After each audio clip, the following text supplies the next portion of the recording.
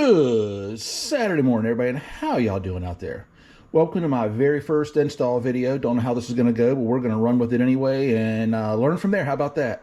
So what are we going to do? We are going to install the Bulletpoint RubiGrid system in my 22 Jeep Gladiator Rubicon. Ordered this the other day, came with great reviews. I got the kit that's got the RubiGrid and the MagSafe and the GoPro mount. That's what it was. Packaging is phenomenal. You can't get anything more organized, more safe. And of course, got to have stickers. I mean, they've got the foam here, then they've got everything individually wrapped. This is the actual RubiGrid itself. This is going to mount up on, I got it upside down. This is going to mount up on the dashboard where your little change phone / storage cubby is. We'll run through all those steps. I have no idea what all it's in here. I don't know what this is. Just, I'll figure it out later. Got a set of screws. Another set of screws is going to be your dash screws. And then we got a, what the hell is this? Okay, this is their F-it tool. Why is it called an F-it tool? Because it's shaped like an F, and I'll show later on. But it has to do with the arms. And then something for a QR code. Look, they even include tools, all right? I don't see a wrench. They have to get that, but, you know, a little screwdriver to get into that tight spot. This here is the, don't need this no more. This here is the GoPro mount. Yep, the GoPro mount. Good time to show you what the F-it tool is. Holy cow.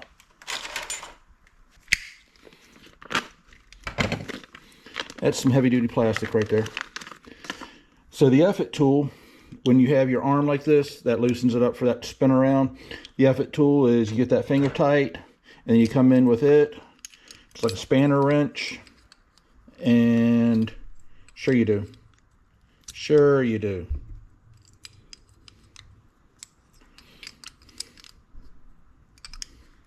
Anyway, something like that. You put it on there anyway, it gets a little bit tighter. I got just both of them. Yeah, this is, good grief, this plastic, man. This is your ball mounts. This is what the arm goes on to. And here I've got, actually I've got another, here it is. And then I ordered an extra one. For the extra one, I ordered a 2-hole instead of a 4-hole, just to see if this would work out better space-wise. Don't know. We'll give it a shot. And then right here is the rest of the stuff. Again, sticker. Gotta love the stickers. This is what I'm curious about. I have never used anything MagSafe before. And after reading a lot of reviews, this might end up being necessary. Where's my phone at? Here's the actual MagSafe holder. Here's what I found out yesterday playing around with it. Magnet's pretty strong. I've got an iPhone 15 Pro Max with a OtterBox. I can't remember if it's a Symmetry or Commuter. It's one of those two. And I can shake it. I can give it a pretty good shake, and I don't feel it moving. I'm not going to drop it all the way because, you know, that's going to hurt a phone. So I feel confident about it. I didn't order the second arm because I figured if this doesn't work, then I'll order a second arm with a regular clamp type and then put this on my wife's side of the Jeep. And then, of course, you got your arms that you got to assemble, and we'll get that later on. And that's the pieces and parts. Now let's get inside the Jeep and put this thing in. So first thing I got to do, now what you're going to have, if you're starting from scratch, is you're going to have this little plastic rubber piece up here in the little cubby. I've got an Amazon piece. I think I paid maybe 50 bucks for it, and it's not that great. It really didn't hold the phone very well, especially in an oversized case. So I didn't use it anymore. I needed something better. So after a lot of shopping, I found the Bulletpoint. So underneath that little mat, you're going to see a screw right down here. It's tough to see. You just got to kind of feel for it. Pull it out by braille. You're going to pull that screw out, put it somewhere safe. Otherwise, you're going to be fishing all over the damn place for it. And come over here and do the same thing. Pull up this, sure. Where the hell's the tab at? Anyway, you're gonna pull this other piece up. There it is. There it is. Maybe. Oh, come on, you piece of shit. There we go. Discard that. Before you set this up, you're gonna have to pull out these 6 screws, 2 over here, which I've already pulled out, 2 here in the middle, and then 2 on the right. These are tiny little screws, so make sure you put them someplace safe. And then once you do that, this will come off in 2 halves, and it'll make it easier to set up your grid. Now this comes off in 2 pieces, just like that. And then you're gonna go inside your Jeep. You're gonna find out where you need your pieces at, as far as back to front, side to side. I figured out that I needed my phone right about there. And you put a washer, then your lock nut, and then now one of the things that I did find out after I opened up the package, they include that little handy dandy Phillips head screwdriver. However, these bolts are Allen wrench. I forgot what size they are now.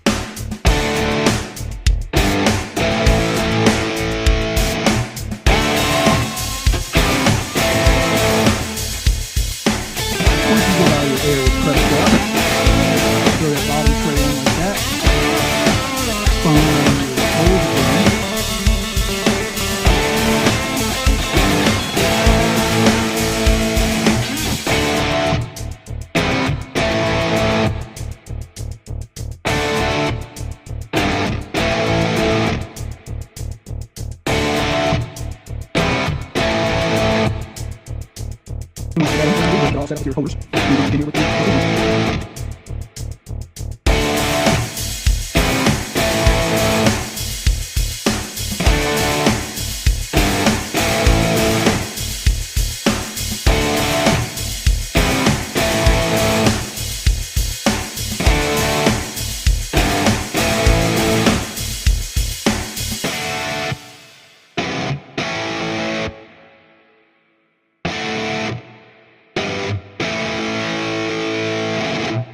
So there you go.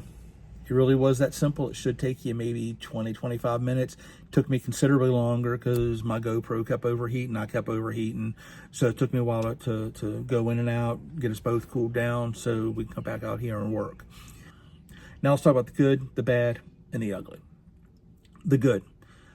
I ordered it on a Thursday afternoon. I got it the following Wednesday afternoon. That's over Labor Day weekend as well. Top notch with that. Love the quickness on there.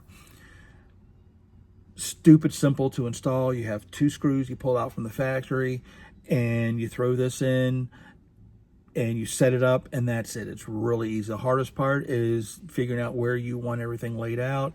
You got to set in your base, and then you've got to kind of lightly mount your arms, and then put it back in, kind of see where it all fits, and if that's where you want it, and adjust from there. But still, that's nothing. At least you have that customization for it. It's rock solid. I mean, yeah, you're gonna, I'm hitting the side of the phone right now. You're not getting some vibration. I'm hitting the arm, getting a little bit of vibration. I'm hitting the base and the dash, and I'm getting even more vibration. Yeah, you're gonna get some of that because it's all pieces and parts, and that's just nature of physics. You're gonna get some vibration, but it's not doing this number. So yeah, rock solid piece of equipment. It looks fantastic mounted in there. It looks like it belongs in this. As a matter of fact, Jeep, if you're listening, why don't we consider doing something like this? Now, the bad. I hesitate to call this a bad, and I'll explain why. The price. For the RubiGrid with the MagSafe and the GoPro mount, it was, and a third ball, I'm looking at like $120, and that was with a 10% discount that I got through email. That's a lot, and it probably turns some people off. Let me tell you something. If you're on the fence and that's holding you back, jump off the fence, buy this damn thing. This is well worth that $120. Here's why.